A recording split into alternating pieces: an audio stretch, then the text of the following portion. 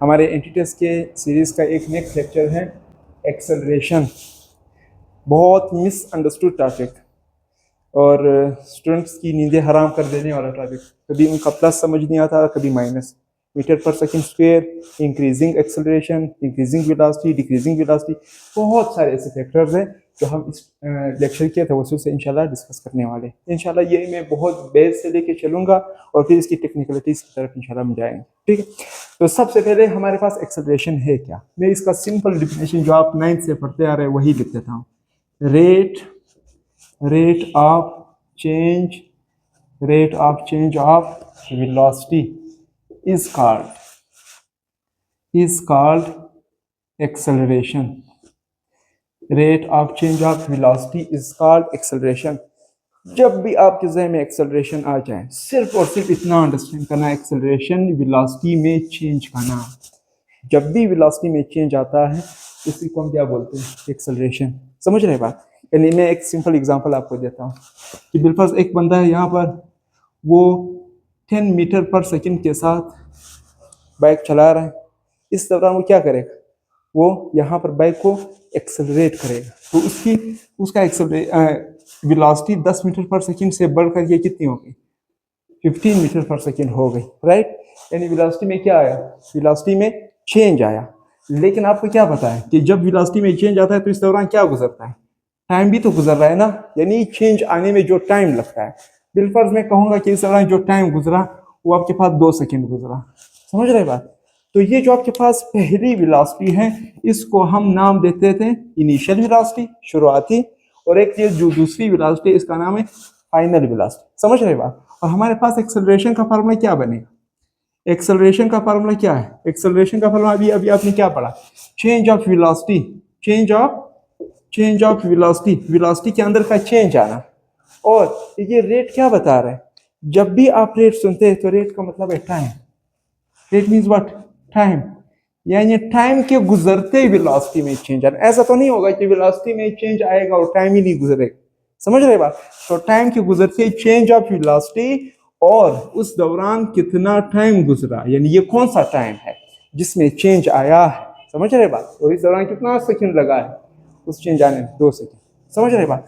हम क्या करते, इसका जनरल फार्मूला बना देते हैं। एक्सेलरेशन को हम ऐसे रिप्रेजेंट करते हैं, चेंज ऑफ वेलोसिटी को हम इससे रिप्रेजेंट करें और टाइम को नीचे किससे, टी से में रिप्रेजेंट करें। तो ये आपके पास एक्सेलरेशन का फार्मूला आ गया।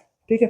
अब अगर आपको उस न्यूमेरिकल का एक्सेलरेशन निकालना है तो आप बड़े सिंपल अंदाज में कहेंगे कि जब भी चेंज इन वेलोसिटी पूछी जाती है, या चेंज इन वेलोसिटी नहीं, दुनिया में किसी भी चीज़ का चेंज पूछा जाता है, तो आप हमेशा कहेंगे कि उस चीज़ का फाइनल माइनस इनिशियल, जो आखिरी वाली वेलोसिटी है उससे माइनस करनी है आपने शुरू वाली वेलोसिटी। देखो आखिरी वाली वेलोसिटी कितनी थी, 15, बीच में माइनस लगा, इनिशियल शुरू वाली कितनी थी, 10 थी। तो आपके पास 15 माइनस 10 कितनी आई, 5।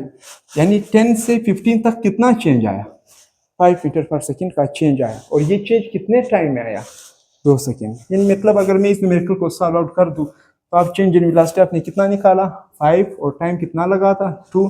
तो एक्सेलरेशन कितना आया, 5/2 कितना बनता है, 5/2 का मतलब है 2.5। और एक्सेलरेशन का यूनिट आपने क्या पढ़ा हुआ था, मीटर पर सेकेंड स्क्वायर, मीटर पर सेकेंड स्क्वायर। और एक और यूनिट भी हम अभी डिस्कस कर लेते हैं। तो इट मीन्स जब भी वेलोसिटी के अंदर चेंज आता है तो उस दौरान एक्सेलरेशन प्रोड्यूस होता है। देखें, अगर वेलोसिटी में चेंज नहीं आता है तो एक्सेलरेशन नहीं होता। अगर वेलोसिटी में चेंज नहीं आता तो एक्सेलरेशन नहीं। अब क्या कहें, if there is no change, if there is no change in velocity, अगर वेलोसिटी में चेंज नहीं है, देन फिर एक्सेलरेशन क्या होगा, then acceleration is equal to 0। ये बात कौन कर रहा है, ये मैं नहीं कह रहा, ये बात फार्मूला कह रहा है। क्या मतलब, इस तरह से कहता है कि बिलफर्ज आपके पास एक पॉइंट ये है और एक पॉइंट ये है। आपके पास आपकी वेलोसिटी 10, फिर आपके पास टाइम गुजरा 10 सेकेंड, अभी भी आपकी वेलोसिटी 10 ही है। तो आपसे किसी ने पूछा कि बताओ एक्सेलरेशन कितना है, आप कहेंगे change of velocity, change in velocity upon time. Velocity में चेंज कितना आया, फाइनल माइनस इनिशियल, फाइनल कितना है 10, इनिशियल भी कितना है 10, टाइम भी कितना गुजरा था 10।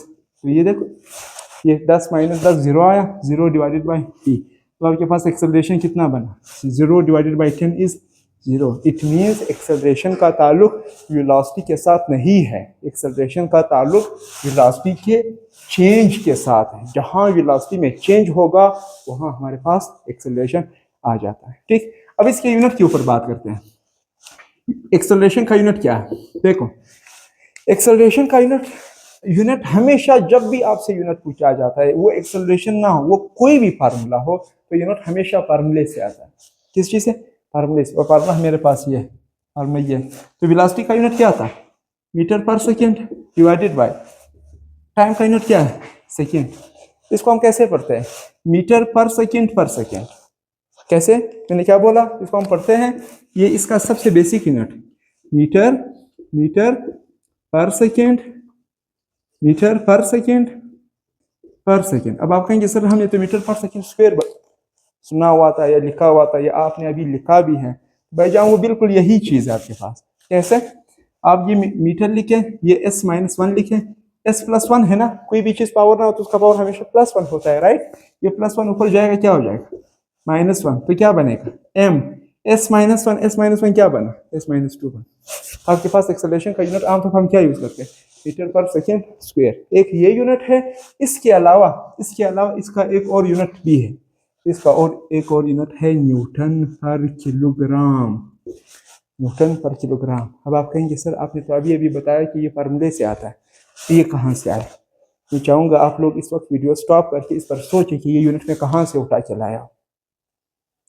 चले, आप लोगों ने एक बड़ा मशहूर फार्मूला सुना हुआ है न्यूटन सेकेंड लॉ, हम इसी चैप्टर में इंशाल्लाह डिस्कस करेंगे। F is equal to ma। तो एक्सेलरेशन किसके इक्वल? Acceleration is equal to F upon m। समझ रहे बात? तो फोर्स कितना है? फोर्स का यूनिट क्या होता है? न्यूटन। मास का यूनिट क्या होता है? किलोग्राम। और इसको हम क्या लिख सकते हैं? न्यूटन पर किलोग्राम। तो अगर कोई शख्स आप ये कह रहे हैं कि मैं 2.5 मीटर पर सेकंड के स्क्वायर के साथ चल रहा हूँ, तो वो ये भी कह सकता है न्यूटन पर किलोग्राम। तो दोनों बातें आपके पास सेम है। लेकिन फिर कंफ्यूजन आ जाती है कि भाई ये यूनिट आमतौर पर कहाँ यूज करते हैं। ये आगे से जब हम इक्वेशंस पढ़ेंगे ग्रेविटी, तो हमारे पास ग्रेविटी में मोस्टली इन चीज़ों को को हैंडल किया जाता है। समझ गए बात? तो आपके पास फिलहाल ये चीज़ हो गई। अब नेक्स्ट जो चीज़ हमें समझनी है वो डायरेक्शन।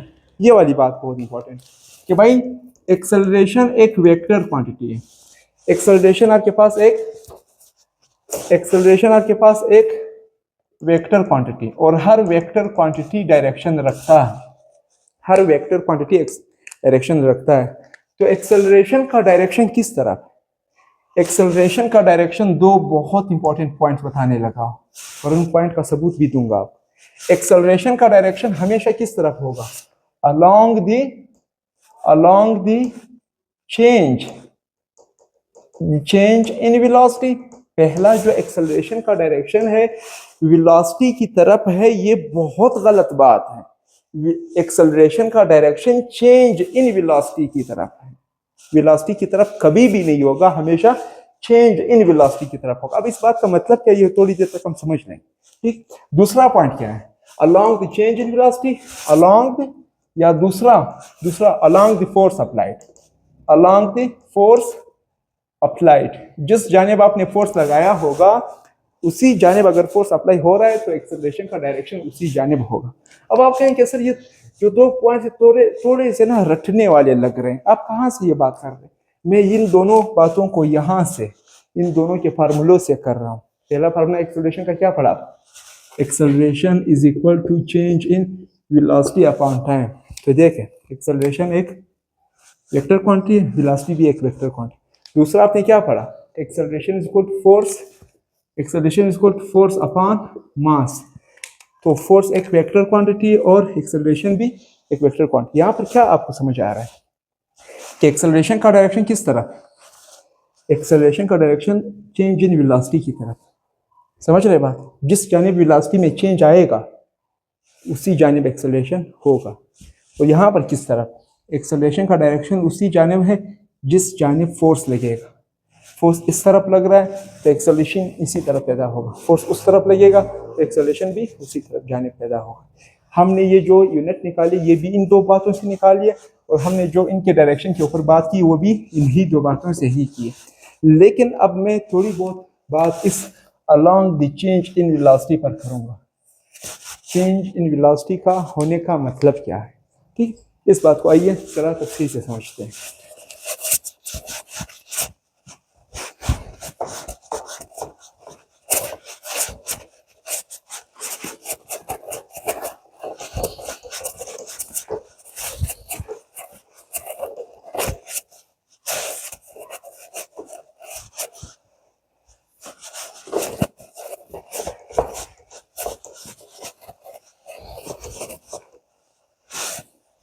देखें, हमारे पास जब जो एक्सेलरेशन है, अभी मैं आपके बुक के पॉइंट्स यूज कर रहा हूं और बड़े टेक्निकल तरीके से यूज करूंगा। जो हमारे पास एक्सेलरेशन है, एक्सेलरेशन या तो आपके पास पॉजिटिव हो सकता है। देखो, एक्सेलरेशन के बारे में मैं क्या कहूँगा, बड़े आसान अंदाज में बड़े कमाल के पॉइंट्स लिखने जा रहा हूँ। एक्सेलरेशन या तो आपके पास पॉजिटिव एक्सेलरेशन हो सकता है, एक्सेलरेशन या तो आपके पास नेगेटिव एक्सेलरेशन हो सकता है, एक्सेलरेशन या तो आपके पास जीरो होगा। ठीक, पहले जीरो वाले को हैंडल करते हैं, फिर पॉजिटिव और नेगेटिव वालों की तरफ देख लेंगे। एक्सेलरेशन जीरो हमेशा तब होगा जब आपके पास वेलोसिटी में चेंज जीरो हो। समझ रहे बात, जब वेलोसिटी में चेंज जीरो हो, यानी जब वेलोसिटी चेंज नहीं हो रही। अब आप याद कीजिएगा वो कौन सी वेलोसिटी थी जो चेंज नहीं हो रही। उस वेलोसिटी का हमने नाम रखा था यूनिफॉर्म वेलोसिटी। मुझे उम्मीद आपको याद आ गई होगी। इट मींस यूनिफॉर्म वेलोसिटी के केस में चूंकि वेलोसिटी चेंज नहीं होती, इसलिए वहां एक्सेलरेशन की वैल्यू भी जीरो होती। ये बात यहाँ पर खत्म। ठीक है, अब आते हैं ये समझने की कोशिश करते हैं कि भाई ये एक्सेलरेशन की वैल्यू में पॉजिटिव कब आता है और एक्सेलरेशन की वैल्यू में नेगेटिव कब आता है। आपका बुक क्या कह रहा है कि when velocity is increasing, when velocity is increasing, जब यानी आप एक्सेलरेशन का टॉपिक देखेंगे तो वहां पर ये कह रहा है अगर वेलोसिटी इंक्रीज हो रही है तो एक्सेलरेशन पॉजिटिव है, और अगर when velocity is decreasing, अगर आपके पास वेलोसिटी क्या कर रही है, कम हो रही है, तो इस दौरान एक्सेलरेशन की वैल्यू क्या होगी, वो नेगेटिव होगी। ये पॉइंट सही है, लेकिन ये नामुकम्मल है। ये पॉइंट्स मुकम्मल नहीं है, इनके अंदर थोड़े कॉन्सेप्ट्स है, वो हम देखेंगे। पहले मैं आपको जरा बेसिकली समझा देता हूँ कि वेलोसिटी के बढ़ने से एक्सेलरेशन पॉजिटिव कैसे आता है, वेलोसिटी के कम होने से एक्सेलरेशन नेगेटिव यानी कम कैसे आपके पास हो जाता है, नेगेटिव कैसे आता है। ठीक है, उसके बाद फिर इन दोनों पॉइंटों पर मैं बात करूंगा कि भाई ये पॉइंट्स आपके पास सही है लेकिन ये इनकम्प्लीट है। इसकी कंप्लीट वर्जन हम इंशाल्लाह यहाँ पर देखेंगे। मैं सिंपल एग्जांपल लूंगा कि मेरे पास आपके पास एक पॉइंट ये है, एक पॉइंट ये है, समझ रहे बात। यहाँ पर आपकी वेलोसिटी 10 है, फिर वेलोसिटी 15 हो गई। अब मैं दो पॉइंटें फिर यहाँ पर ले रहा हूँ। फर्स्ट आपके पास एक पॉइंट पर ये वेलोसिटी और एक पॉइंट पर वेलोसिटी 15 मीटर पर सेकेंड, और यहाँ पर वेलोसिटी कितनी हो गई, 5 मीटर पर सेकेंड। यानी ये वेलोसिटी आपको क्या समझ आ रहा है, इधर वेलोसिटी इंक्रीज हो गई, समझ रहे, और इधर वेलोसिटी आपके पास क्या हो गई, डिक्रीज हो गई। समझ रहे बात। मैं बिलफर्ज कहूँगी कि यहाँ पर वेलोसिटी में जो चेंज आया उसको टाइम लगा 1 सेकेंड, समझ रहे बात। और इधर बिलफर्ज में कहूँगा कि जो टाइम लगा वो आपके पास कितना लगा, 2 सेकेंड। ये बहुत बुनियादी पॉइंट्स है, समझ रहे, ये 9th क्लास के पॉइंट्स है, लेकिन इधर जरूरत है तो मुझे यहाँ डिस्कस करने पड़ रहे हैं। अगर मैं एक्सेलरेशन की वैल्यू निकालूं तो आपने अभी पढ़ा, एक्सेलरेशन का मतलब है change in velocity. Change in velocity का मतलब है फाइनल माइनस इनिशियल। फाइनल 15 है, इनिशियल 10 है, तो 15 माइनस 10 कितना आया, 5 आता है ना। और टाइम कितना लगा, 1 सेकेंड। तो 5 को 1 पर डिवाइड करो क्या आता है, 5। और एक्सेलरेशन का यूनिट क्या है, 3 मीटर पर सेकेंड स्क्वायर। कौन सा एक्सेलरेशन, एक्सेलरेशन की वैल्यू के साथ पॉजिटिव आ रहा है। अब आप यहाँ पर देखिएगा, एक्सेलरेशन का मतलब है change in velocity. Change in velocity कितनी है, ये final minus initial divided by time. तो फाइनल वेलोसिटी कितनी है, 5 माइनस इनिशियल कितनी है, 15 डिवाइडेड बाय टाइम कितना है, 2 second. Acceleration is equal 5 minus 15 कितना बना, 10 माइनस 10, समझ रहे, डिवाइडेड बाई क्या, 2। Acceleration is equal minus 10 divided by 2 क्या आता है, -5 मीटर पर सेकेंड स्क्वायर। आपने क्या देखा, एक्सेलरेशन की वैल्यू नेगेटिव आ रही कब, जब वेलोसिटी डिक्रीज हो रही। एक्सेलरेशन की वैल्यू क्या आ रही, पॉजिटिव कब, जब वेलोसिटी इंक्रीज हो रही है। समझ रहे बात। ये तो एक सिंपल से बेसिक पॉइंट।